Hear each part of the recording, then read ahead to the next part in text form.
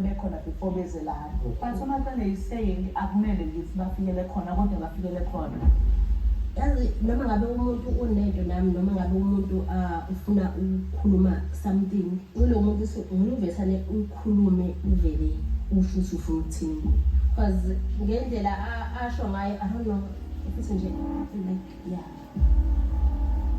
I'm trying to address Isizulile kubona no, UMacele is not happy with me saying bafikele kwakhe.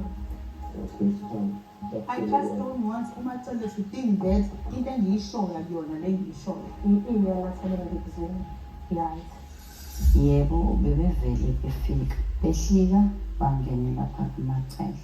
Niyasiphithiphithi saba angazi ukuthi besidalwa yini. Mina bengazi bengihlalele ekhoneni kwami kulomuzi lo seduze kwegate kwathiwa ngiphume ngalo. So angi-understand ukuthi why uMacele aphika ukuthi bebefikele kwakhe because sengathi bebefikele kwakhe vele.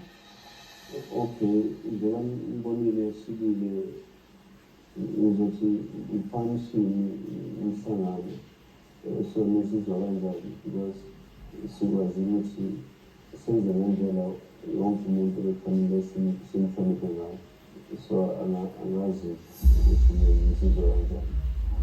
Angazi mina ukuthi kufanele ngizizwa kanjani ukuthi ngifike ngatshelwa enye into kodwa mase kunabantu yasiyajika yasiba yini. Right yini ukuthatha abantu balethe lapha ekhaya ngoba uyazi ukuthi lapha ekhaya isekhaya sihlala lapha ekhaya bese uthi uzokwathulela umuntu sikhona thina-ke okay ngikhona-ke mina lapha ekhaya mina ngikhona-ke lapha angiyazi yona. Ngesikhathi ngiplana umcimbi bengingaphusha ubuka Mseleku futhi wena Angekho mina.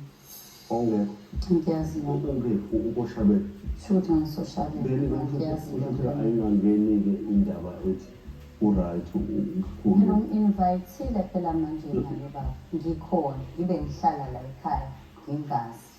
uma usathena ayikho into ofanele uyizwe musu ukublame because noma ungakhuluma iphisi zamagwebo Besengitshelile ukuthi ngithathe number 5.